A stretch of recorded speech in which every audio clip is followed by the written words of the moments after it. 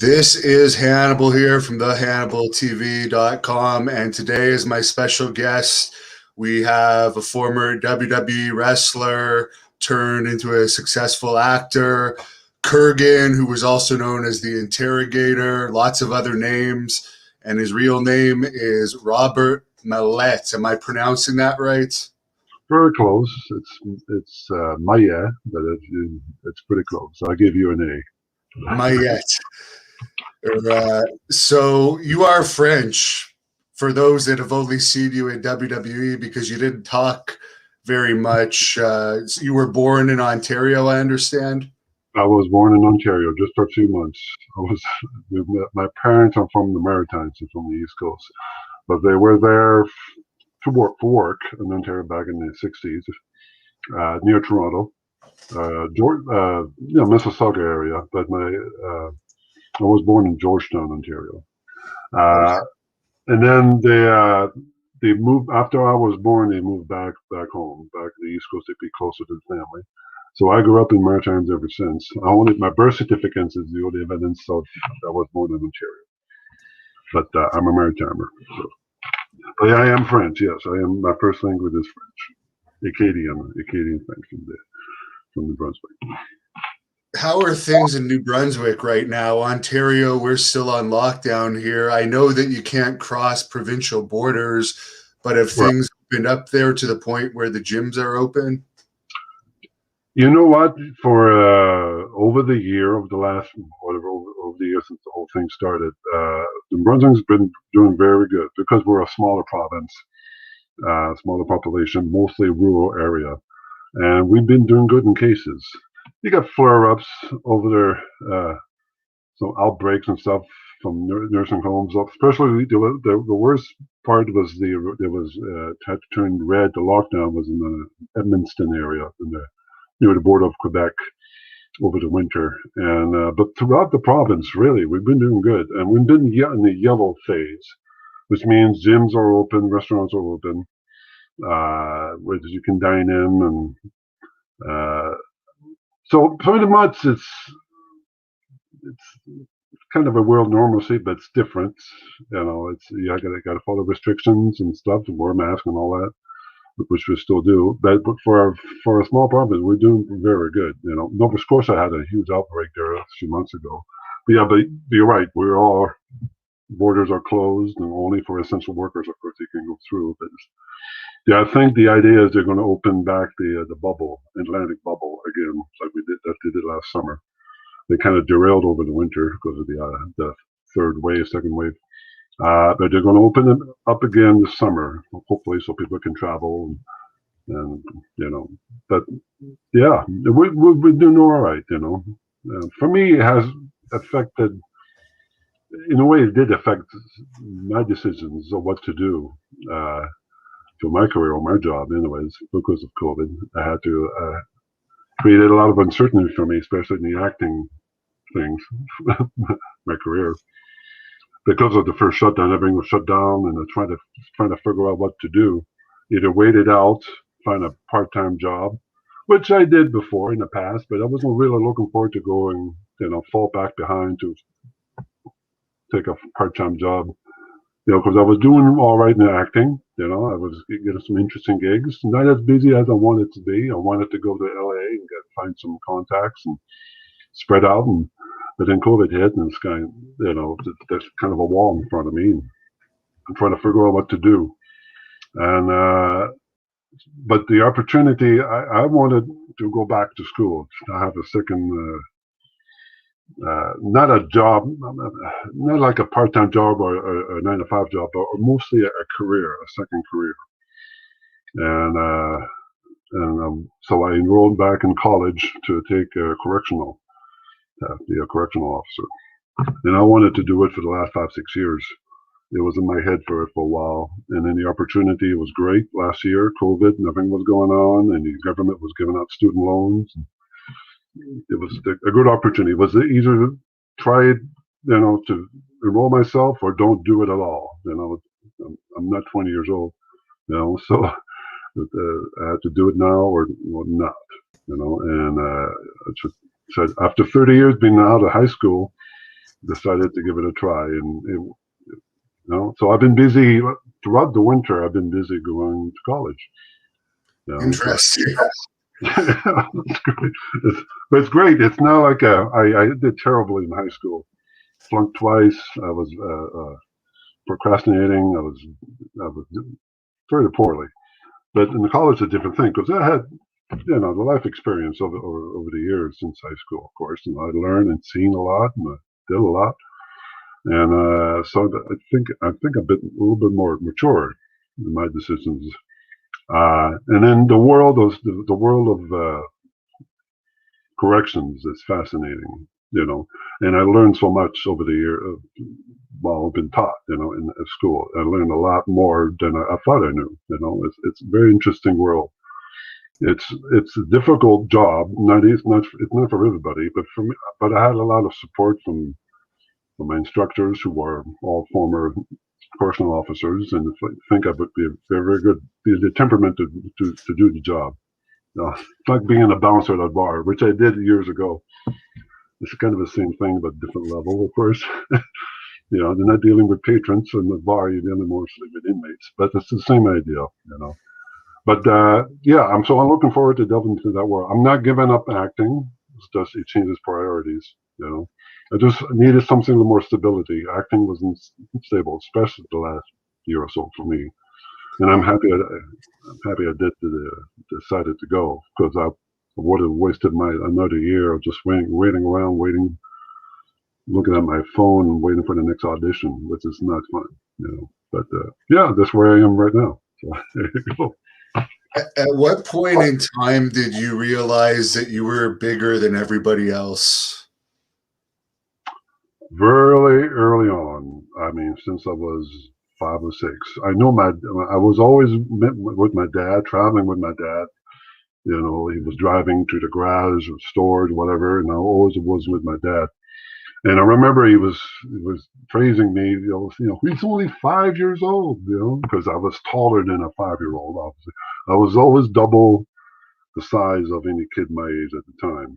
And so I knew I was different from that. And then from going to school, how I was treated, because I did stick out in my class, and probably teased that because of that. Not, I guess some sort of bullying, but very light level. It didn't really scar me for the rest of my life because of that.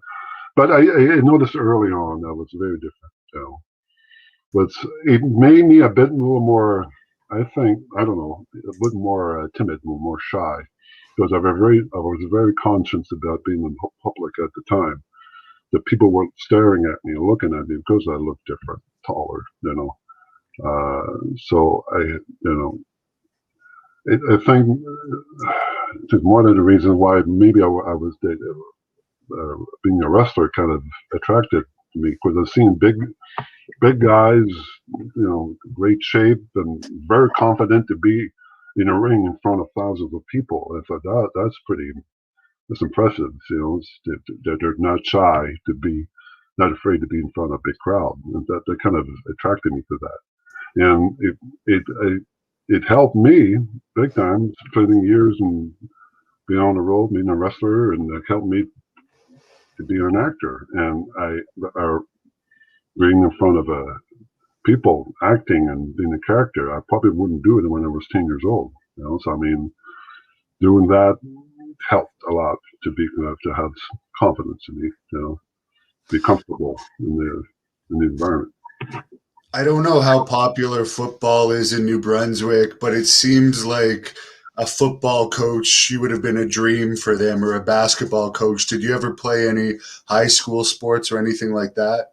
Well, my high school, was mostly pushing hockey a lot. Hockey was the priority, and I tried hockey.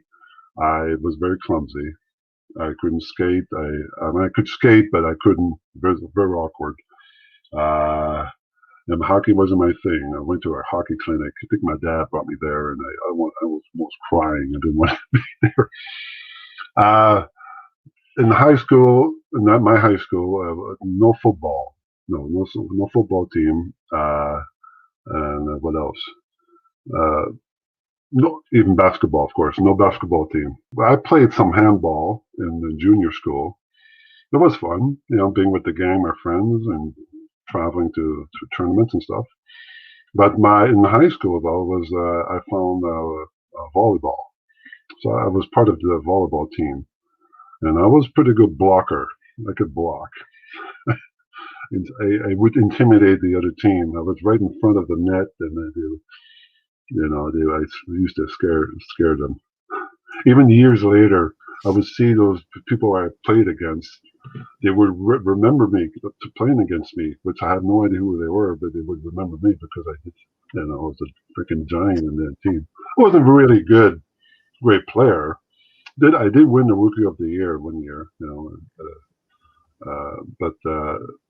but for me it was kind of a prelude of my wrestling days, I suppose, being on the road, being with the boys. And that was fun. I remember that. That was fun, being in volleyball tournaments, and that was kind of, I love that. And of course, being in wrestling, you mostly drive everywhere with the boys, so I like that experience. But volleyball, that was, I mean, if they had a football team or a basketball team, for sure, I would have tried it. But it wasn't my sports. I didn't understand football at the time. Maybe I still don't. It's not really my sport now. I do like baseball. I watch baseball a lot. But I would have tried it, but maybe I would have hurt myself and maybe wouldn't pursue a wrestling career. I don't know. Who knows? What wrestling did you grow up on? Was it more WWE, or was it Atlantic Grand Prix wrestling, or was it Lutte International from Montreal? But it was Atlantic Grand Prix wrestling. That was, and that's the first time I really saw pro wrestling. That was kind of, I thought it was very cool, very excited. I don't know how old I was. I think I was 8 years old. And it was on TV every Saturday. And that was pretty exciting. The characters they had, the Cuban Assassin, Leo Burke, and Stephen Pettifall, and the Rip Malumba. So, it was pretty exciting to watch, and then I had an opportunity to go see live shows in the area, in my hometown, with my dad. And at the time, it was crazy. Business was great. It was sold out in a small arena. Very exciting to watch. But when it really got in my head, though, to become a pro wrestler, it kind of started is when I first saw the WWF in '86, maybe before WrestleMania 3. When Hogan, of course, was on top, Macho Man, Andre, all the golden age of wrestling back in the '80s, and that blew me away. It was like, I was so used to watching Grand Prix wrestling, small arenas and stuff, and then you saw the big time wrestling. It was like, my God, what's this? I never heard of this before. I've never seen this before. It held my imagination, that's for sure. I was, ever since when I first started watching it, I was, I wanted to know more about it. Every weekend I was stuck to the TV watching it. What was new? What was the new storyline or new wrestlers? But they're very exciting, And then I convinced myself I wanted to be one, or my friends were encouraging me because I did look different, and I knew at the time it was big guys had more chance of, or giants, more chance of making it as a wrestler. So I knew I had a good chance to at least get into it, but yeah, that's the Grand Prix wrestling was my wrestling for sure. Were you trained through Grand Prix wrestling, or did you find another way to get trained for actual competing in the sport? I was trained. Yeah, first I wanted to be trained for sure. I didn't know where to go. Showing my age, but there's no internet at the time. There's no way to access where, contacts or places or websites where to get trained. Maritimes, they didn't have a wrestling school at the time in the late '80s. So yeah, I mean, I knew they had some in Ontario in the U.S., but of course I couldn't afford to go there. So it was, but then I heard, I went to Emile Dupre's house, which is the promoter of Grand Prix Wrestling in Shediac, and I went to his front door. He was impressed that he was tall, but I think he wanted me to fill up a bit, the muscles, hit the gym, and so it didn't go any, kind of discouraged. Didn't hire me right away. So, but still, he was still he liked what he saw. I was a giant, I guess. But I knew that Stephen Pettipaw, one of his Emile Dupre's wrestlers, was playing in my hometown, playing hockey during the winter. So this Stephen Pettipaw was a big name. It was called Big Stephen Pettipaw. It was a big name in the Maritimes. He was babyface. He wrestled all over the world, in Germany and Japan. And big guy, 6'4", 270. And he was playing hockey, and I thought, this is another opportunity to see if he can train me. So I went to see him during periods, and I went to the dressing room, and then he sized me up and said, he was impressed, but didn't have time to train that winter because he was busy. He was too busy. But he kept me in mind. He got me. He called me 8 months later. Back in July of 1990, he called me up, asked me if I was still interested in being trained. And I said, well, yes, right away, because I've been thinking about it for a long time, and being a pain in the ass to my friends and family, talking about it to death. So I thought, this is my opportunity. So mostly it was a crash course in wrestling. It was like 4 weeks, 5 weeks of wrestling, of training to be a wrestler, mostly lockups and taking a bump and headlocks, basic stuff you had to learn. Pettipaw was training me. They only needed 3 guys to finish the season. It was Grand Prix Wrestling was mostly in the summer season, and it was they usually finish around September before school starts, and they wanted 3 guys of the roster. They left for another territory, so they needed to replace them to finish the season. So they brought me in and 2 other guys from Moncton, and it was exciting. It was a great memory, a great experience to finally be trained by a professional wrestler, and to learn how all the basic stuff. And then finally, they were used. The two guys I was with, they started before me. They put it on TV tapings, and they were used all right away as jobbers. But I wasn't really looking forward to meet my debut as a jobber, But I understood that's how you pay your dues. But I wasn't looking forward to do that at first. But of course, because I looked different, I was kind of at the gimmick giant, so they brought me in as the giant, as an attraction. So they kind of put me up in the main event or close to the main event throughout that season. And my first match was with my hometown in Beauctouche, New Brunswick. This is 15 minutes away from here now, but it's my first match in front of my family, my friends. That was pretty nerve-wracking, but it was a tag team event. I was with my trainer, my mentor, Stephen, and against Timothy Flowers and Bulldog Bob Brown. So, and I gave them a lot of potatoes.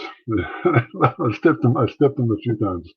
But very exciting. Rip Rogers came in, slapping the shit out of me, and I was so happy to show it off to my friends the next day, because that bled from the vicious chops he would give me. I didn't sell them at all, of course. I'm not supposed to sell. But I was so proud to show it off, all the hand marks on my chest to my friends, to see if it wasn't fake. Yeah. But it was a very exciting period. And then I started a little bit more training during the after seasons. Stephen wanted to take over Emile Dupre's, but Emile Dupre was retiring. He came back years later, of course, but Stephen wanted to continue and wanted to be a promoter, so we continued for the next two seasons, 2 summers, I guess, 2 years, and training more guys and get trained, get a little more experience, and yeah, that's how I got started in Maritimes. It was fun. A great way to learn, though, because we wrestled every day. We worked every day, 7 days a week, or 8 times a week. We used to do matinee shows and stuff during the day and wrestled at night. So we if you screw up, you can get better the next day. There's no videotape or no internet, so you didn't have to worry about what people were saying about you. You can improve. And you learn from opening your ears. Veterans like Leo Burke, those guys, Cuban Assassin, just listening to them, those veterans, and that's how I learned. And I noticed that you had your first WWE match in 1991 in Utica, New York, and you were called the Cajun Giant. How did that match get set up for you? And what was the feedback? Because you seem like somebody that they would have jumped on right away, but ultimately it was another 6 years or so before you went on full time with them. That's right. I think I got the call. It was 1991 in November. It was in the fall, 91. I think Leo Burke. Leo Burke is a legendary wrestler back in the Maritimes and influenced the Harts as well. Bret Hart, and he has a great mind for wrestling.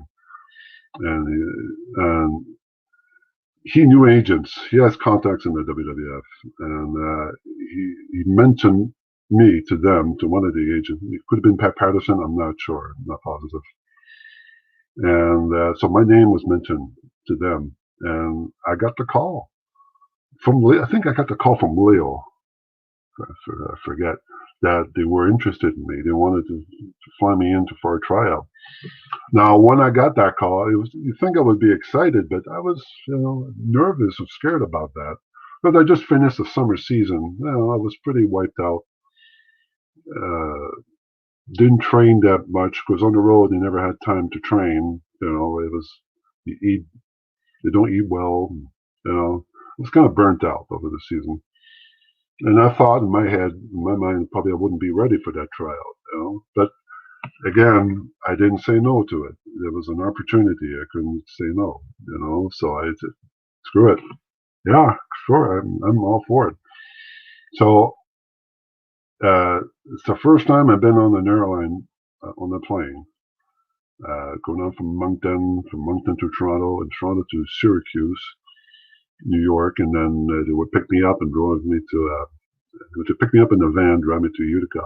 And I remember when I flew in to Syracuse, we were waiting for another wrestler to get picked up. And it was Owen Hart. He came from Europe. He did a tour in Europe, and they were bringing him in. I think it was supposed to start with the new foundation with HANNIBAL at the time. And that was very exciting. The first time I met Owen, we're kind of chatting a little bit in the van on the way up to Utica. And this, as well as my first time in the U.S. So it was like my mind was blowing. It was exciting, but it was kind of fish out of water. It was like, and I remember getting into the building backstage. It was over the big crowd at the time. It was a TV taping, and I remember just being backstage. Everybody was there that were on that roster at the time. Everybody, glimpses of wrestlers here. Just looking around, I saw Brett for the first time. I saw Roddy Piper, and Ric Flair. All in this, it's just, my mind was blowing. The Undertaker impressed me a lot, and was very impressive. Thing had a Ribera jacket, which I always wanted. And then, it was overwhelming. And then I had a match with Bob Bradley, which, of course, it was a TV jobber. Greg, was a nice man, nice guy. And then we worked out the match, talked about it, and then I was at the gorilla position. The gorilla was there. Asked me what my name was. I told him it was the Acadian Giant, which was in the Maritimes. And then he was kind of grumpy because he was busy. Of course, he didn't want to screw around. He had a headphone, and everything had to be on time. And he didn't want to screw around with me. And so he said, you're Cajun giant. So he just basically baptized me as a Cajun giant. Whereas I guess Cajuns are a long lost cousin from Louisiana, from Acadians, but still, I didn't care. And it was intimidating. You can hear the crowd from the curtains. And then when they announced my cue to go, I opened the curtain. They started to boo. They booed right away because basically, said, who is that? I had a lumberjack outfit, and I didn't get over with them. They booed me like nobody's business. So that was kind of intimidating because I wasn't used to 7,000 people booing me. But I concentrated, went in the ring, did my match with him. With Bradley, I went over, did a sidewalk slam as a finish. And then after the match, the agents, I think Tony Gurria was one of them. They did good, but need improvements. So you notice I was still green. So that was a bit disappointing. Great experience, be there, but that's not what I wanted to hear. And I think that's what I expected them to hear, I suppose. So I thought it was my last chance, my only opportunity to be with them. So that was a tough try to thing to process. But of course, I did have a second chance with them years later. Do you remember what the pay would have been in those days for having a tryout match like that? Oh, maybe $250. $250, I think, if I remember right. I remember they had a payroll. It was very impressive. The machine, the whole machine of it all. I've never seen anything like it. I'm used to the small arenas, backstage, independent wrestling.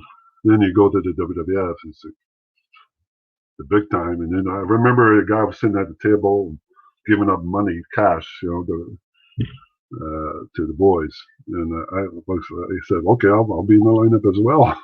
And he gave me money. He put my name down, and I think that was $250, I think. I'm not sure, but I was happy. But it was a great experience, but it wasn't the way I wanted it to be. But still, it was harder to get in those days too, because there was so much talent. Now they would have taken you and put you in the performance center. Absolutely, which at the time they didn't. I mean, their way is they had those independent wrestling. I'm trying to think. Farm teams, which later on, when I got the call back to try out for them again, that's what they put me up in the USWA Memphis.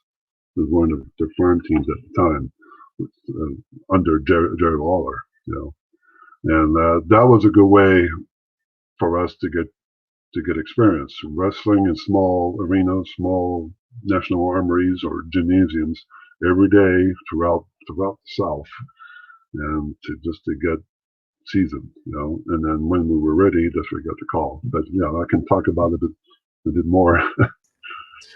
I wanted to just ask you about your Japan career in Wing first. Did you end up getting the Ribera jacket when you wrestled over in Japan? And how was that experience? I think it was Victor Quiones running that federation. That's right.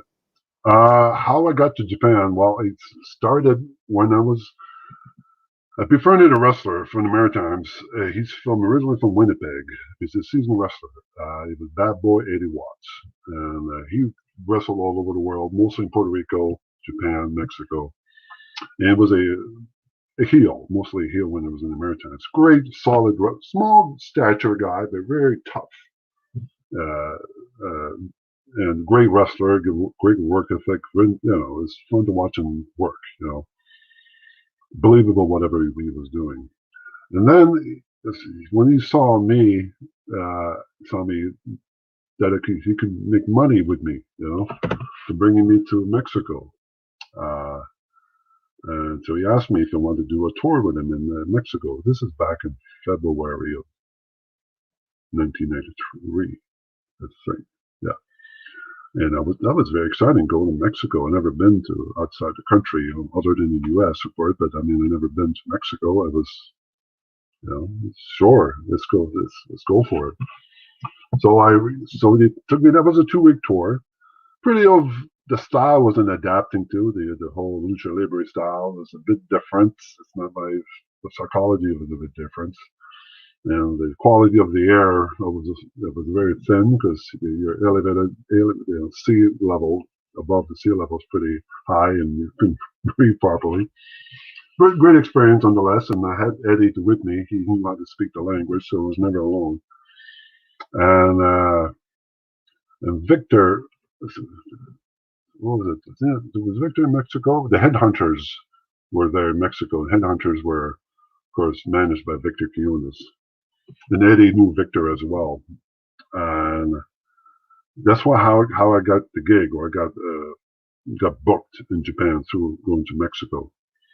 And so first time, they wanted me to go to Japan with Wings, and that was very exciting as well. Japan, I thought in my head, here we go. This is my career is taking off. And so yeah, I've been to Japan. I was in Japan. I think it was that was in the same year, 1983. And Wings, when you get to Wings, it's a hardcore division, so it's a lot of crazy matches, you would see. I remember it was the Leatherface. Was Corporal Kitchener at the time was doing the Leatherface. It was wrestling one of the Japanese guys, and was the bed of nails match. Was the bed of nails surrounding the ring, and he took a bump from the apron, flat bumped on the bed of nails. And I remember when backstage afterwards, and his back was because somebody threw darts at him. I was like, this is freaking crazy. This is insane. I was involved in hardcore matches and gig and stuff and blood all over. And I mean, it's not my style of matches, and I never care about those kind of matches. But it's nonetheless, it's a great learning experience. I learned a lot, and yeah, I enjoyed. And for the jacket, I didn't get it that first trip. I think I got it back a few years later for the UWA, I think. And we've been to Ribera a couple times, but maybe they didn't think I was a big name yet. But I guess I had to do a 2-3 times trip to the Riberas to get a jacket. I don't wanted a jacket, and then I ate like 3-4 steaks. I was competing against Juggernaut, one of the wrestlers from the ECCW from New Westminster in BC. Yeah, I've actually wrestled him before. He's like a 400 guy. Yeah, he's very agile for a big guy. And we had some good matches together back in BC. But he wanted a jacket as well, so we kept trying to impress the owner. Eat steak. It's an expensive steak, Kobe steak. So I think half my pay was on that. What's that on that night? But anyway, they were impressed. So they gave us jackets, and I still wear my jacket on occasions. I'm pretty proud. It's like getting a green jacket in golf. For me, it's the same thing. The idea is you made it as a wrestler when you wear that jacket. So I was pretty proud of that. And I think it was my last time I was in Japan, because I had a feeling it would have been my last. It's going to be my last time, because you never knew. So I'm happy I did get the jacket and get to experience a little bit of Japan. I mean, mostly you're on the road most of the time, so I not way to greatly enjoyed it, the country, but I had another opportunity to go, I would be more of a tourist than be on the road all the time. You also wrestled in the UK before WWE. I think your name over there was Giant Goliath or something like that. How was that experience? Well, I never wrestled. I never worked in the UK as a wrestler. I went to the UK as an actor in England when I filmed Sherlock Holmes, but not as a wrestler. Goliath was mostly the baptized as Goliath in Mexico. That was Eddie Watts' idea, because Goliath is biblical from the Bible, of course, and they think the Mexicans could relate to that because they're mostly very religious people, Catholics. So thinking Goliath, they would recognize Goliath. So that was mostly Goliath in Mexico and Japan as well. But I was also Kurrgan. My last trip with them, my last tour in Japan was Kurrgan, because this is after the WWF. Victor Murphy wants to know, how did the WWE reach out to you when you were finally hired by them? You mentioned earlier you started with USWA. Would that have been Bruce Pritchard working in talent relations at the time? He was at the time, yeah, and Jim Ross as well. How I got started, again, I got the call from Leo Burke. It was November, October of 1996. And I wasn't wrestling. Wrestling was not going much that law in the Maritimes, so I was being a bouncer, a doorman, and I got the call from Leo out of the blue and asking me he told me that Bret Hart was interested of meeting with me. I was like, really? That was, all the calls I had. This is the most important call I ever had. This is the call you want to hear, really. And yeah, he wanted to meet with me. He was interested in meeting me because Leo was an assistant trainer to Bret. He was training young guys at Bret's home for the WWF. And then Leo, told Bret about me, and Bret was interested. And then I thought, all right, yeah, here we go. This is another good opportunity. I couldn't say no to. And so they flew me down to Calgary. First of all, before I went to Calgary, I had a layover in Toronto, and I set up a meeting with Carl DeMarco, who's also the Canadian president of WWF, based out of Toronto. And the first time I met him, we had dinner at the airport, I think, and then basically stuff asking me about me. I think it was wanted more information on my bio about me, what it was like, and then let Bret know before I got there, I guess. Mostly how to save money. They're telling me the rules when you were a WWF wrestler, to save money, and it's important that you tan. And then just train or work out, stuff like that, basic stuff you need to know. And then went to Calgary, and I went to Bret's house. The first time I met Leo, well, the first time I seen Leo. It's been a few years since I've seen him, but I saw Leo. And then we went to Bret's house, and the first time I met Bret at the door. I think he just woke up. He came back from a tour. He slept all day, but nice. I mean, great impression, with Bret. Nice guy, nice man. And I spent 4 weeks. Had a ring set up over his indoor pool. And I stayed at his sister-in-law's place, the ex of Dynamite Kid, Michelle. And every day I would go for a few hours to train basic stuff that I learned already, but Leo was doing the training with me, which was great, because Leo, is a good friend, good mentor. And 4 weeks, and then Bret was impressed. Bret was impressed with my abilities, and then I think he called Vince about it. And then I went back home. This is a Christmas break, so I went back home for Christmas break. And then in January or February, they flew me down to Stamford, Connecticut, which of course is the headquarters of where Vince's office is, and that's where I met my partners, my future partners at the Trump Commission. I met Robin Smith, who plays the Commandant, Mike Halleck, of course, Tank, and Barry Buchanan. And I just spent 2 weeks at the studio facility where they had a ring set up. Basically how to work together as a team, double team, stuff like that. And then after that, and it's the first time I met Vince for the first time. This is intimidating. The big boss is the only thing that I remember. I mean, one of the things I remember about it that he was very impressed about my face. He loved my face, my facial expression I could do. So that was a good thing. And then they sent us down to this. Where they sent us down to Memphis to get some more seasoning, more training. Now, of course, they didn't say we're going to be there for 4 months, maybe a month. All right. And then, of course, it kind of extended from there, a month to 2 months to 3 months to 4. And there was no guarantee we were going to get picked up. So it was very stressful.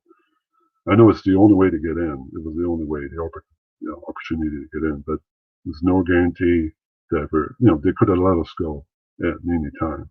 They just want to see our progress. They send the agents down, Pat Patterson down a couple times to see how we were doing. I was still trying to learn how to work as a big guy, trying to understand my gimmick, my role, and trying to get over. And there's some matches I did was great, had some great moments, and some, needed to be improved, But and then at the end of 4 months, there was a bit of a power struggle between Jim Ross and Pritchard. Pritchard, I don't think he cared for us. He wanted guys like Shawn Michaels, established names, not fans of new people, new faces, I guess. He wasn't a fan of us for some reason. But Jim was a good supporter, and Brett was a great supporter as well. Brett was still high up in he was very well respected in Vince's ear at the time. So it was a power struggle between us, and at the end of 4 months, they decided not to continue with the Truth Commission. It was a pretty big disappointment, So they went back home. This was 4 months where I had no internet access, no internet at all. And of course, didn't see my fiance.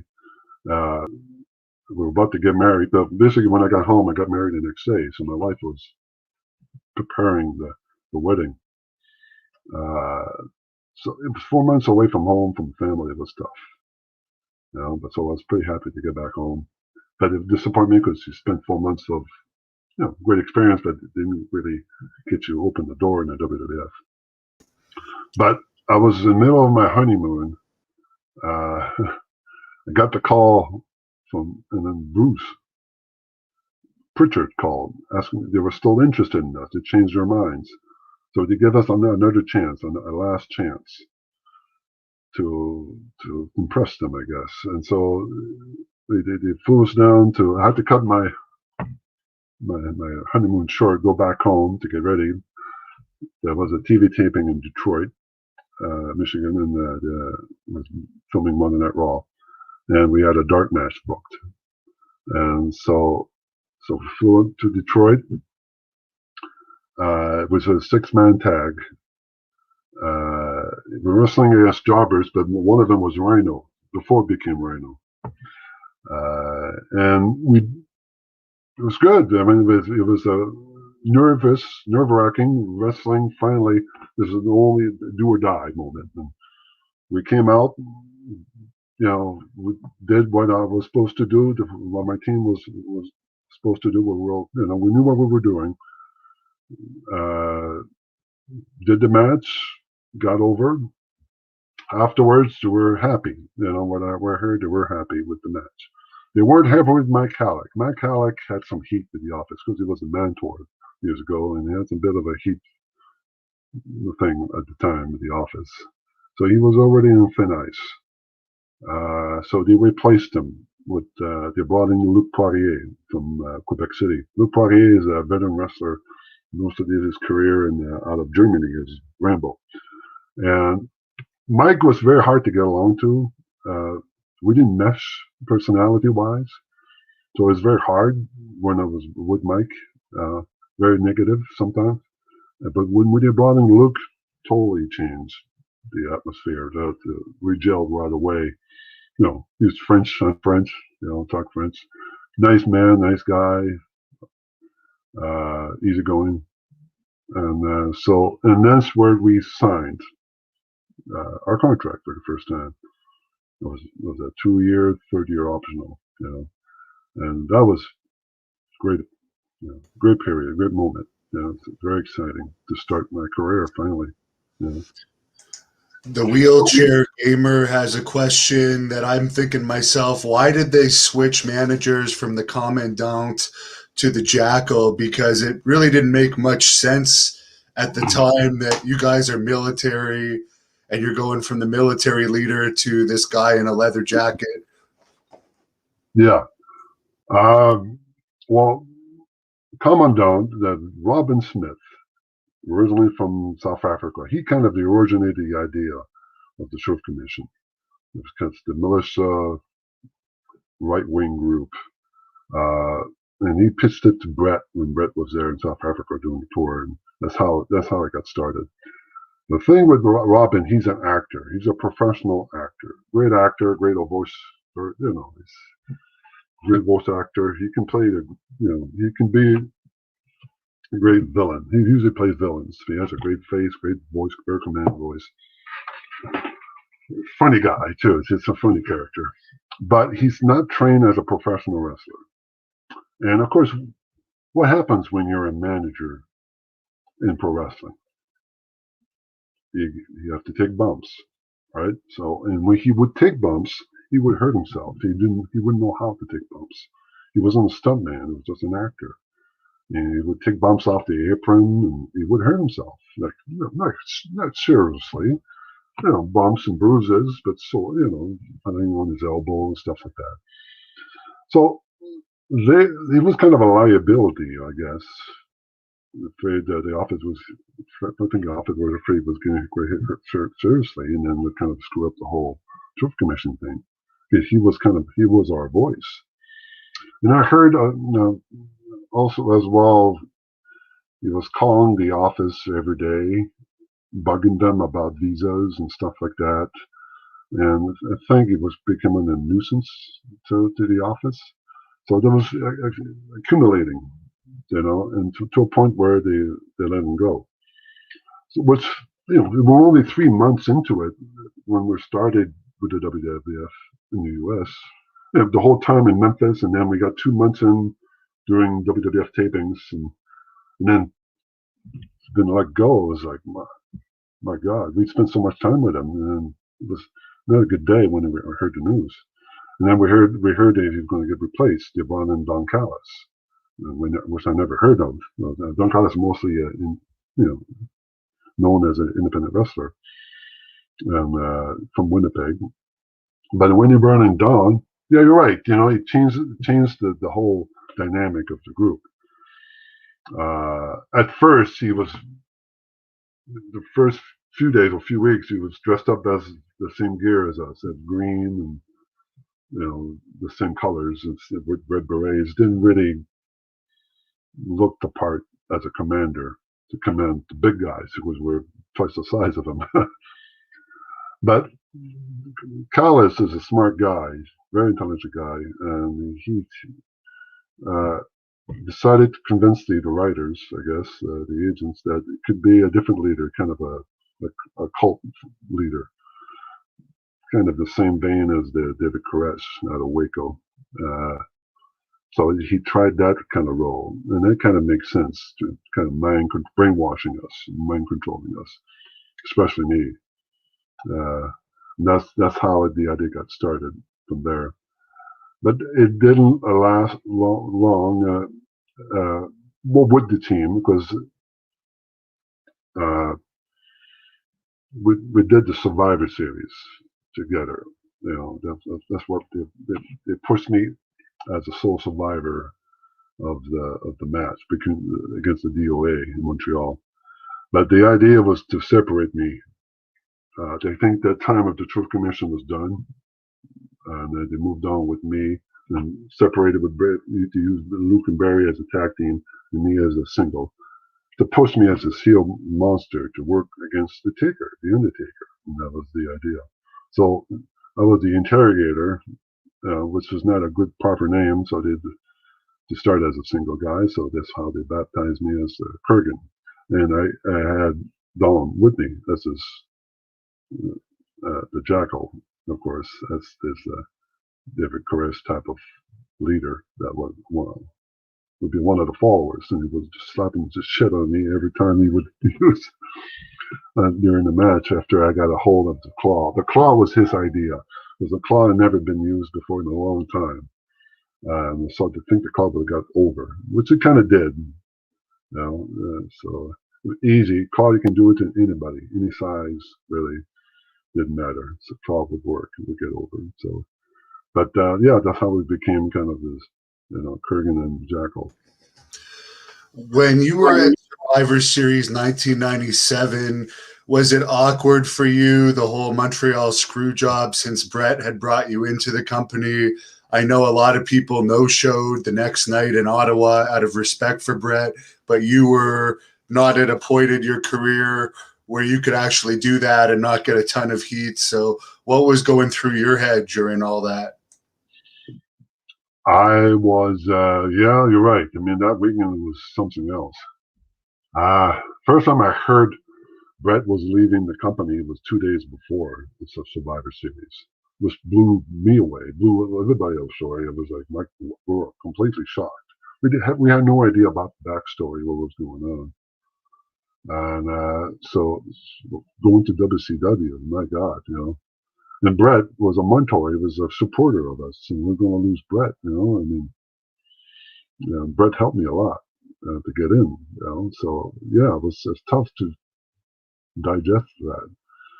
And then we did our match Sunday night, Survivor Series. We did our match, and we decided to stay after our match to watch the main event with Sean and Brett, just because it was Brett's last match, and I think it was important for me or for us to be there. So we stuck around watching in the backstage in the monitors, me and Barry, and we saw. It was an intense match. I remember, Vince was in ringside, so I knew how important or big that was. It was a big deal, and it was pretty intense. It was a lot of very physical match, and then it came to the end of the match, which we knew it wasn't part of the match. It was something was going on. You can see the facial reactions of Brett, Vince, and Sean. It was not supposed to happen. And I remember, I looked at Barry, and Barry looked at me, and went, yeah, okay, let's get out of here. I'm trying to get out of there before the shit hit the fan, because I knew it was a bad thing that happened, not a good thing. So we went to our dressing room to get our bag, our gear. Now, of course, in the dressing room, we shared it with Brett and Sean, shared the same dressing room. But when we got there, the agents, Jerry Briscoe, told us to stay because they had it's known fact that Brett and Sean had heat, and they had a bit of a scuffle a few months before backstage. So in case something happens after the aftermath of the screw job, there was going to be a fight. They wanted us to stay to break up the fight. And it was like, great, get me involved, get us involved. Between Brett and Sean. Brett, who supported us and helped us to stop him from beating the shit out of Sean. That's wonderful, sure. But we didn't have yeah, you're right, we didn't have a choice. So we stayed, we stuck around. Sean came in first. Now, I'm sure you saw Wrestling with Shadows in the documentary. That footage is shown backstage, and we were pretty much behind the camera. We were of the camera, the filmmakers, and so we were behind them. So what you saw on that footage with Sean, and when Brett asked Sean if he had anything to do with it, well, we were there, and it was, Sean came first. He was crying or bitching. He had nothing to do with it. Which of course he did, in a way.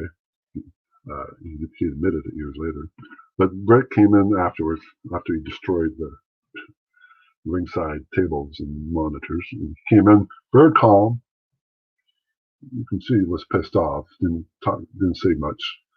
sat down in his corner, and that's where he asked Sean, and Sean denied it. And then Brett went into the showers, and that's where uh, Vince came in, or I remember Shane coming in, and all the agents coming in the dressing room. I think that's where the Undertaker convinced Vince to come out of hiding to face Brett, and so that's where they told us to leave. Some of us to leave, which we were very happy to do. We didn't want to stick around, so we basically, when they give us the green light, okay, we fucked off and went to our cars. And I remember we're trying to look. This is a major place in Bell Center, trying to figure out where the garage is for a car. And I do remember having a memory of seeing Vince and his entourage walking by us. And Vince looking like he was punch drunk. It was kind of weird. All right, didn't really think much about it. And then we drove to the hotel, the airport, near the airport, went to the lounge where most rest of the boys were, and that's where they told us that that incident where Brett knocked them out. So it was like we couldn't believe what we were hearing. It was just like very, And I wasn't. You're right. I was just a new guy. I wasn't established. Some boys made up their minds. Like David Boy and Volk wanted to jump ship and be with Brett. That was not my plans for sure. It was a bit uncertainty what would happen to us because we lost our supporter. The aftermath, our future, I guess. And it was going to be weird because it's a very controversial decision between, with Vince, and I didn't agree with it, of course, but I didn't want to quit my job. I worked so hard to get there. So, Exercise in Freedom says that Bruce Pritchard said on his podcast that Vince saw your wife and you dancing at a party, and that's where he came up with the idea of you being with the Oddities doing the dance. Is that true? And what is your thoughts on the Oddities characters that group you were part of? It is true. It is true. I brought my wife to it. It was a WrestleMania after party. It was a WrestleMania 14 with Mike Tyson as his referee. It was with Michaels and Steve Austin, Boston. And that's where you can bring your wives for the weekend. So I brought my wife down, Laura, and so they had the WrestleMania after party after the event, and they had music on stuff. And my wife loves to dance, but she doesn't. But doesn't want to dance alone. I usually dance with her at home, local, weddings and stuff. That would, I would dance with her because she loves to dance with somebody, and and I thought it was no issue at all. It wasn't a big deal. That when I noticed though, there was mostly women on the dance floor dancing, not the boys. The boys would stay at their table.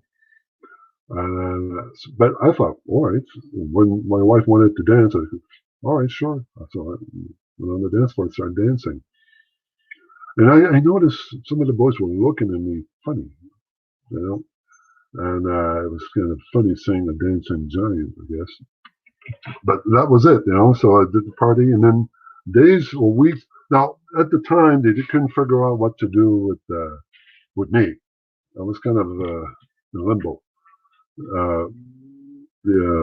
This is after my push with the Kurrgan and Jackal didn't really go far as the direction they wanted to be. So they couldn't figure out what to do with me. They put me with the Oddities. Now the Oddities at the time was with Jackal, so it was still a heel faction. They brought in John Tenta. That's where I first met John and Luna, and of course Silva, Giant Silva, and It was kind of a heel team, I guess. But I was with them, but they couldn't figure out what really to do with me. And then you're right. I think that what Vince saw me dancing. He couldn't get it out of his mind for days or weeks. The dancing giant. Saw me another aspect of my personality. so I got the call at home. Vince, the writer, Vince Russo, calls me at home, which he never did before. And my wife basically said, Vince is on the phone.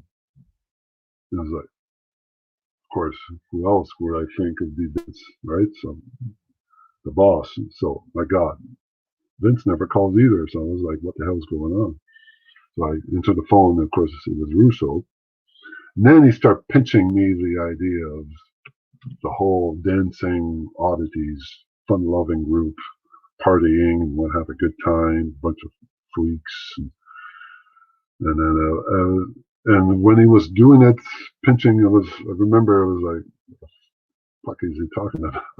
I was going to say no, but it would be foolish for me to say no, because if I would have said no, they weren't going to let me go for sure. So I said yes, but really I was saying no. So yeah, and then how they introduced the oddities was basically to TV taping within San Diego, and that's where the whole, I had to sing Miss America. There she is, Miss America, and Pat Patterson basically all day trying to help me how to project it, how to act, to sing, help me to sing and be outgoing from the ramp, from the gorilla position to the ring. We rehearsed it. I had like a few hours to learn the lines. It was like, sing in front of 1,000 people or millions of people on TV. It was like a lot to process. Wearing tuxedos, me and the giant, and it was out of my character for sure, because it was known as Kurrgan, of course, as the monster, and now all of a sudden he's a fun-loving guy, giant. Didn't know how to process that at all. But we got over though. First match, first thing when we got introduced, sang it in front of a crowd, and it got over. It was funny, And then we got more bookings out of it, and we got a SummerSlam gig out of it as well, pay-per-views. And we got over it. We had great music too, with ICP. Even though they were hard guys to work with, great music, great intro. Over time they put Sable with us. But Sable was over like $1 million at the time, and then they put Sable with us. This has helped us a lot. We got the rub. But yeah, that's how I got started. Dancing. There's a bunch of people that want to know your thoughts on working with ICP, some more details, and also John Tenta, who sadly passed away. I saw you actually wrestle John Tenta in Montreal on a show you did for Jacques Rougeau. I think it was in the late 90s, and that was one of the last time you wrestled, I think. Well, you know what? It's the last time I saw John. Yeah, it was. He turned on me. Jacques wanted something that he would. Did I turn on him or turn on me? I forget. I think he turned on me. He gave me the big ass bump there at the end of the match. And it's the last time I saw John. It was, I think, the year 2000, 2002, 2001. So last time I saw him live, really. I didn't know he was sick until he passed away. So, and no, John was great. It's a big teddy bear of a guy. He had a big smile. He can get quickly tempered. He can get pissed off pretty quickly. And it's like a volcano erupting. It was something else.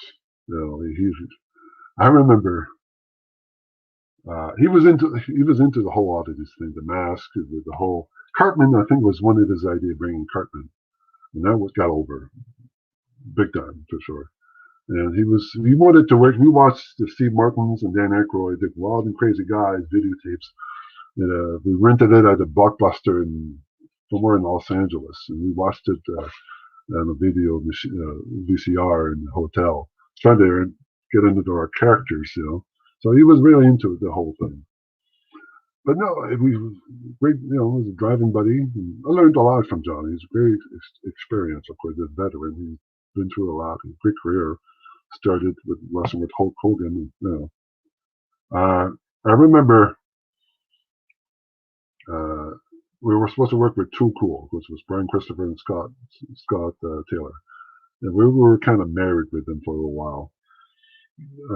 But great guys to work with. It was a comedy match. It usually would be the first match of the card on house shows, but this time was a TV taping. And then, of course, when we found out we were going to work together, we were all gathered together to talk about our matches, how to construct a match. And Christopher, it was kind of a bit of an arrogance sometimes. It was like that in Memphis. My experience with him, because he was the top guy, so he was kind of full of himself. But then started to talk about a match, and he didn't give me some spots to do, give Scott some spots to do. And when it came to John wanted to do some stuff, and then he ignored John. Basically, we'll figure it out in the ring. Something like that. It was pissed off John big time. Very disrespectful. Because John, like I said, John is a veteran. He wrestled Hogan in the main event.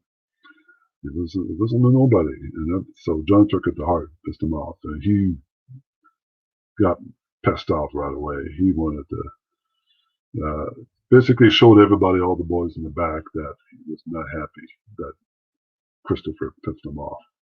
And Christopher was afraid, was scared shitless. Even Taylor too was scared because he was associated with Christopher. He thought he was going to get hurt too. And then even Jim Ross went up to Christopher asking him, "What did you do? What did you do?" Sorry about that, the dogs. What did you do to piss him off? Anyways, so I didn't know what to do either. Basically, let John do what he wants to do, to get his respect back. So when it came to the match, I had some spots to do. That basically John tagged me out, and John took over. I just was in ringside, just watching him go. He didn't hurt Christopher. Of course, he's a professional, but he didn't give him anything at all. Didn't give him anything to shine. Basically, John took over, and that was it. Slams, clothesline, elbow drop, leg drop, whatever. Basically, a glorified squash match. So, but it was a curtain sellout. All the boys were watching in the back. So yeah, John can be, he's a great guy, honest guy, but he's not afraid to show if it's upset with you and mad with you, he'll let you know. And that was pretty cool. And ACP, well, like I said, great guys, give us good music. They were over big time, but they were hard to work with because we were supposed to have this pay-per-view Rock Bottom in Vancouver, because the ICP turned on us and aligned with the head shrinkers and Monday Night Raw, and then so that was a kind of our big match, working or get our revenge, beating up the ICP, but then ICP decided to quit, not to be part of the pay-per-view because they would look bad to get beat up by us. Their management weren't happy with that, so they decided to quit. So basically, it became it's not just another match. The head shrinkers and oddities. It was a really special match. The whole build up to it didn't lead to anything at all. So that kind of pissed us off. But it's what it is. I know you were wrestling for Jacques Rougeau in recent years here and there. Would you consider yourself retired now, or would you still come back in there if WWE or AEW made you the right offer, because you still look like you're in top shape? I would say so. I think, I always have a match in my head, or one last match I like to do. My mind says that, and my body says maybe that's not a good idea. No, I am in my age in good shape. My cardio has never been up better than it was before. I run almost every day. But the wrestling, yeah, I don't know. I was always a careful guy, careful wrestler. I was never a high flyer, and I was always cautious. And then over the years, I was afraid to get hurt. Even though you do get hurt, I got bumps and bruises along the way, but I never cared for that to get hurt. Especially if I started to wrestle, do another go around, come back. I'm 51 years old. No, I'm not 20 or 30 years old. So it takes if you hurt, basically, if you hurt yourself, it takes a lot to recuperate. And I can't afford to hurt myself, especially with the careers I'm doing.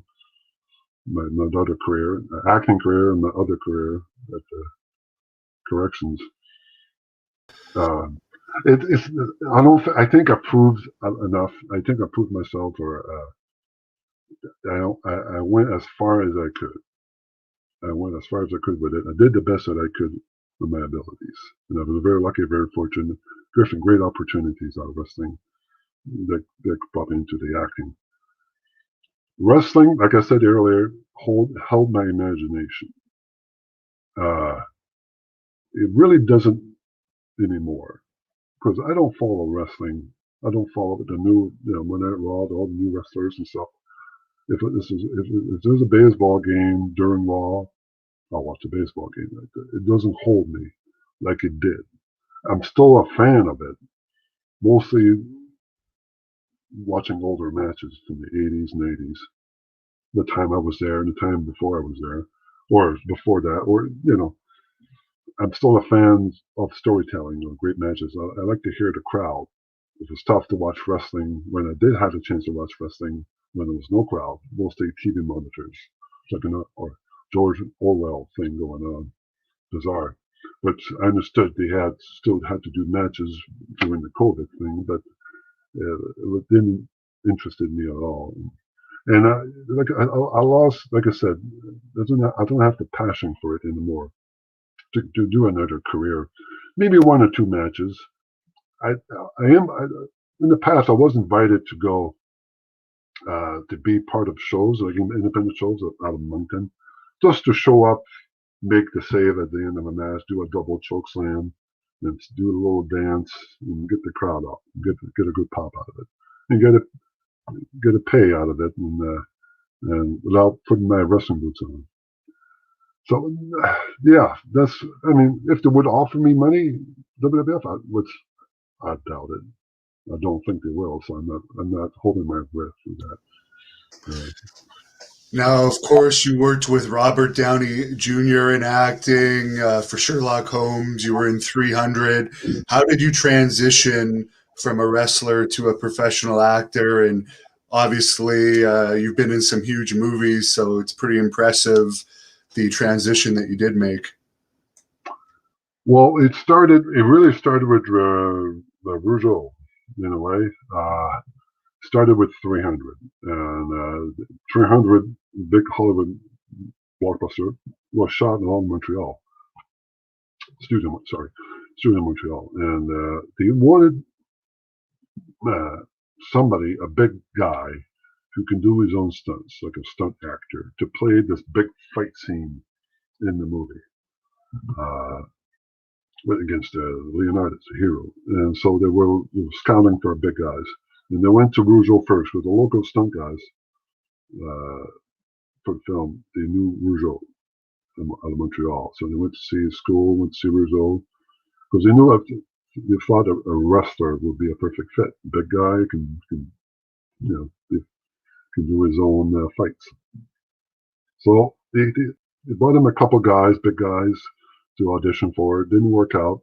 And then Rougeau added my name to it. And I remember getting a call, called my home, and I left a message. And when I heard the message, they didn't say what the movie was. They said it was a film. They were doing a filming in Montreal, a movie, and they were interested in to be a part of it in the fight scene, in the sword fight or something like that, battle. And that didn't really capture my imagination on the message. Movie in Montreal was, you know, it didn't say what kind of movie, what studio it was and stuff. So I thought it would be a low budget movie. Wasn't. I was working on my job. I had a full time job as a machine operator, manufacturing plant. So was it worth taking the time off to do an indie film in Montreal? And I kind of ignored the message. And then after a while, Rougeau finally called. And this kid, Rougeau said, "Rob, you should call them back. It's Warner Brothers." And of course, those two words, Warner Brothers. I know how big they obviously Warner Brothers is Hollywood, big studio name. I said, "Oh my God, really?" So I called them back, and they were still interested in me. And that was it. So they flew me down for one day to Montreal to see me, and also if it's kind of an audition to see if I was capable of doing the sword fights and all that stuff. And they offered me a role at the end of the day. Very exciting. It was on the set of the Spartan Village, and seeing all the stunt guys, all well trained and trained as Spartan warriors. It was pretty impressive. And then, yeah, they offered me the role.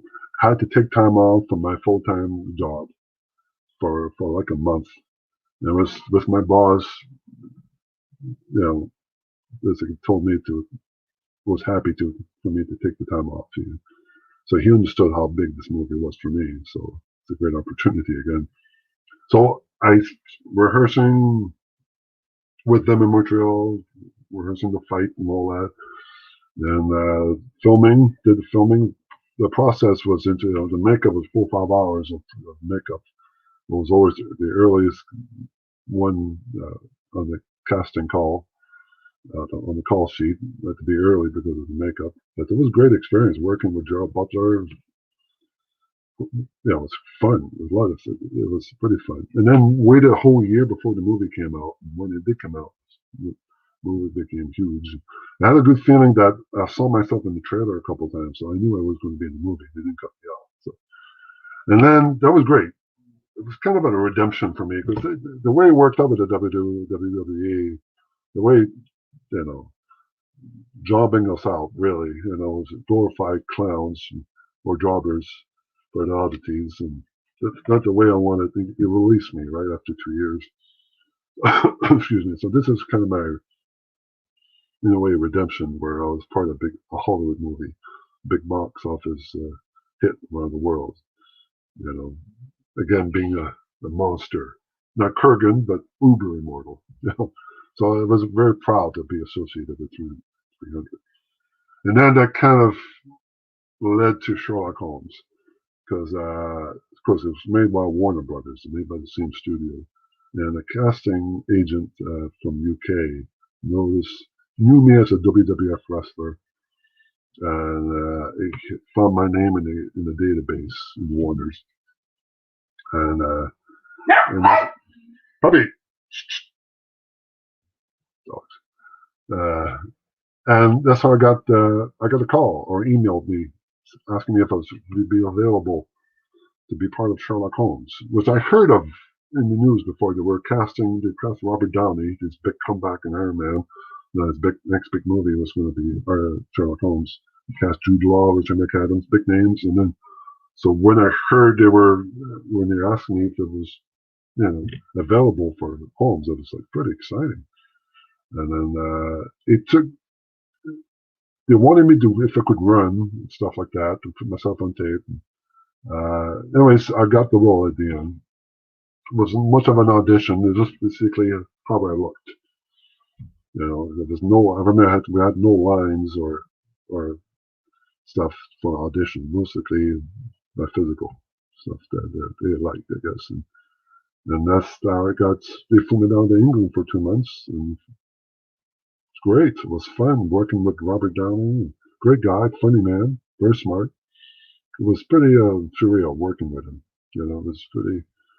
his work process, how we get into character, And then I was England, I was in London to give me an apartment to live and mostly doing sightseeing and then filming. And it was a great experience. And then that movie took off, of course. It was a huge hit. And for me, it was great because unlike 300 was covered in latex and makeup. But in Holmes, I wasn't, a little bit of scar here and there, but you could see me. So for me, it was a good thing because that's where you get a good exposure from that. So it really opened the doors. How was the fight scene with him? Because I'm sure you were maybe a bit nervous about hurting a star like that, or was it a stunt double you were working with? Sometimes I would work with a stunt double, dangerous stuff, like throwing her across the table, across the room. That was a stunt double. Mostly it was with him, hand-to-hand stuff, because he's a very capable guy in martial arts. So he was capable of doing stuff like that with me. There was an incident because that I'm known for now, but during this shipyard scene under the ship, and we did a sequence. Mostly we rehearsed it with the stunt double, days before. When we got to set, the fight would change a lot, which normally does. That Guy Ritchie director wanted to cut out some fights, and Downey had some other ideas. So the fight would change a bit, the choreography. But so it's great, but you don't have a window opportunity to rehearse, a lot. So incidents would, an accident could happen, mistakes could happen. But they did, I remember I was going for a punch towards his face, and he was supposed to block it. Block my punch and push it down where I hit him on the chest, and then he would fall back over barrels. So we rehearsed it a couple times, and then we filmed it a couple times too, as well. But when we came to another take of it, and another take on that sequence, he forgot to block for whatever reasons, what happens. They forgot to block. But in my mind, I couldn't fake it. I couldn't. My punch was over the goal, and I couldn't stop it in time. But blocking it was be at the last second. So so I kept going, and he forgot to put his hands up. So I hit him right in the chin, and I felt it. I knew I hurt him. I felt his chin, and it was not a good feeling. He fell, and then he was on his stomach, and the crew thought he was acting part of the fight, but he was dragging himself, and I saw blood coming out of his mouth, and I was chasing him, basically asking him, "Are you okay? I'm sorry. Are you okay?" So everything was fine. He just cut his bottom of his lip. There were, and then what saved me, it wasn't caught on the big cameras. It was caught on a camcorder his trainer had.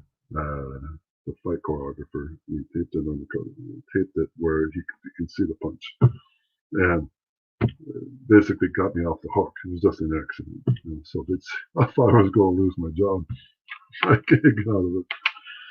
But put some ice. You were a little afraid about the swelling, so put some ice, stop the bleeding, and then they continued with the fight. Rest of the night, they took him to the hospital afterwards and got some stitches, 5-6 stitches. I felt terrible. Felt bad. Not that to hurt anybody. It's not known to hurt anybody. Accidents do happen. I did hurt people in the ring, not on purpose. But so the next day, I was in the makeup trailer, putting makeup, and then he comes in. Without saying a word, I was going to say good morning, but he comes in and put a box of a gift box on my table, and he screws off. All right, okay, whatever. So I opened the box. It was a nice bottle of champagne and a card.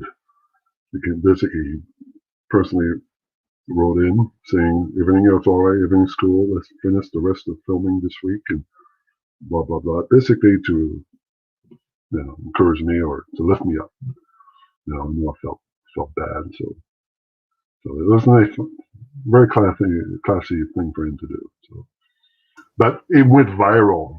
It hit Entertainment Tonight in the States and Canada. And basically, the title was Iron Man gets knocked out by extra. This is kind of insulting because an extra doesn't. All background actors. They don't have physical. They don't interact with the actors. Stunt guy will be. I'm always okay with 300-pound stunt guy. Which technically I was, I suppose, but not an extra. But it was good. Good publicity. It was great publicity for him, for the movie, and for me. I was mentioned in the Late Show, David Letterman. I did some interviews. Warner Brothers flew me and my family to Montreal, put us in the penthouse the week before the movie's release. Did like 20 interviews. Mostly the first questions about that incident. So at the end, that was a good thing. Also, nobody got really, really hurt. So that's what mattered. Downey continues with his career, so he's fine. Yeah, his career has been doing just fine since then. Yeah, I didn't really do any damage about that one. Last question here, because you've been really generous with your time. A lot of fans have been asking how you got along with The Undertaker, and if you're disappointed there was never that big feud of you versus The Undertaker that you mentioned there was talk about at one point. Yeah. Well, I always looked up to him, even before I started the WWF, of course. I started my career in Maritimes in 1990. And the same year he started with as the Undertaker. And I've been following his career before as me, Mark Callis in WCW. Like I said, I was digesting, I was wrestling left and right. I was a bigger fan. I think I was a bigger fan of the NWA before WCW, because in my mind at the time, thought the WWF was cartoon-ish. They had the animals and the gimmicks, but NWA was real pro wrestling. That's how I kind of interpret it. But I remember seeing me, Mark Callis, same size as me, big guy, but you can freaking move. Amazing ability when I saw his name Mark. So I was very impressive. And then when I saw him first time, as everybody else did, as a surprise wrestler in Survivor Series, as the Undertaker, I recognized him right away. It's me, Mark, that brought him in. So I was pretty excited about that because I knew he was going to do interesting things. I knew what he was capable of physically. He was a very impressive guy. So I was always a fan of his over the years. And when they brought me in, in the roster, in the WWF, he was there all the time. He was always the leader of the locker room. So I always respected him, because of that. I was trying. He knew I was going to work with him one day in the future. He wanted to work with me because they were losing. There's not a lot of big guys for Taker to work with. So the idea of working, I think he was happy about that. But, so he was always backstage after my matches. He would, after a day of match or a TV match or squash match, he was come after the match. He was come up to me. He would be at the gorilla position and basically pull me aside and tell me to do this and don't do that. He was happy with this and give me a little bit of advice, which my ears was always open to them. So I always felt great when he was trying to help me. So I was very grateful for that. Always, like I said, grateful. Very. I always hang out with him when he during the day. He was hanging out with his friends and boys, and I was always go up to him, shake hands with him. And we would go to bars. We would go to me and the Truth Commission would go to the bar, and after the show, he would be there with his group and basically buying us drinks. Very cool cat, And So I was looking forward to working with him, of course. But of course, the direction didn't go the way it was supposed to go. Maybe because I was maybe too green at the time. I don't know. But I remember one day when we were flying into Dayton, it was Dayton, Ohio. Uh, uh, it was TV taping, and then I saw on the list of match on the card, the list of matches, The Undertaker versus Kurrgan, and I got excited. Oh, this is cool. I knew it was not going to be. I knew I was not going to go over, obviously, but because the way we were heading, we were jobbing for the most of everybody. They weren't pushing us. That's fine, which is fine. But I was hoping to get at least a decent match. Two big guys. You think we kind of even it out. You could get Taker over at the end, as he should be. But so I was getting excited, and then when it came to talking about our matches, with the agent Briscoe, I think, and Taker, basically our time was 5 minutes, so including intro. So I knew right away that's not going to be the match I wanted to have. But whatever, I did the best that I could. He wanted, of course, his finish is the tombstone, and he looked at me basically. He knew he didn't want to do the tombstone because I was too tall. Which in my head I was kind of happy, I didn't want to take the tombstone either. But I did mention the choke slam. Well, you can choke slam me, and he didn't think I could do it. He didn't think I could jump for him, which I never took a choke slam before, but I knew I could do it. So okay, choke slam then. A couple spots, flying clothesline, blah blah blah, punches in the corner, throw me in the turnbuckle, and come out and choke slam. I asked. So after I talked to him, I asked. Before the match, I asked all the wrestlers who took choke slams, like Edge, Christian, veterans of taking choke slams, asking them how to do a proper choke slam. So, all that leverages and pushing, timing, all that stuff.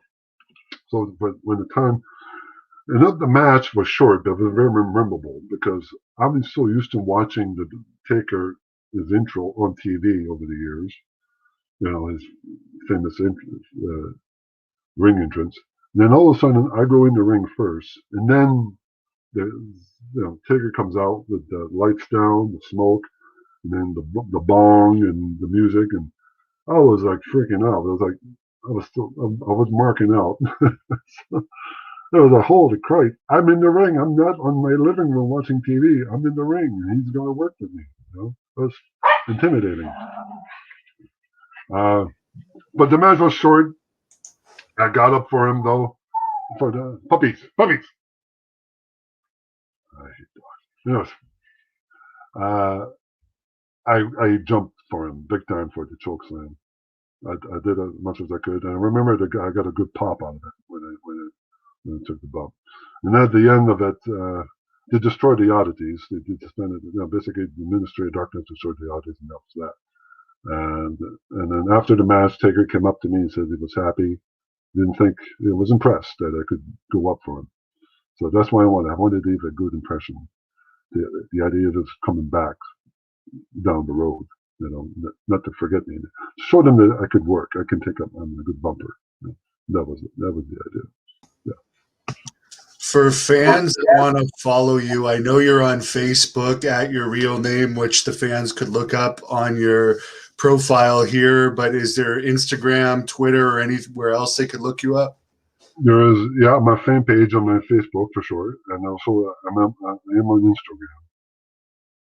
Instagram under my name that I just started maybe like a few months ago, and I am on Twitter. I don't go too much on Twitter because three social media thing at the same time is kind of too much for me. So I stick to Instagram and Facebook. But you can follow me. I usually post pictures and stuff and news updates and stuff like that. Yeah. Well, thanks again for talking to us and giving such great answers. We didn't even get into many of the fad questions, so maybe down the road you'll come back again. But I really appreciate it, and I'll let you close this off with whatever you want to say to the fans. Oh, well, I'm very lucky, very happy, that I have fans. I'm very, very fortunate that people have been following my career over the years, from wrestling to acting. And so, yeah, thank you for being there for me. And I'm hoping I'll do more film work and in the future, and more interesting stuff. And I hope you'll be there for me, and keep safe. And just be careful out there. It's a tough world, but hopefully be healthy, and hopefully everybody will be happy. Happiness. Thank you for watching the Hannibal TV.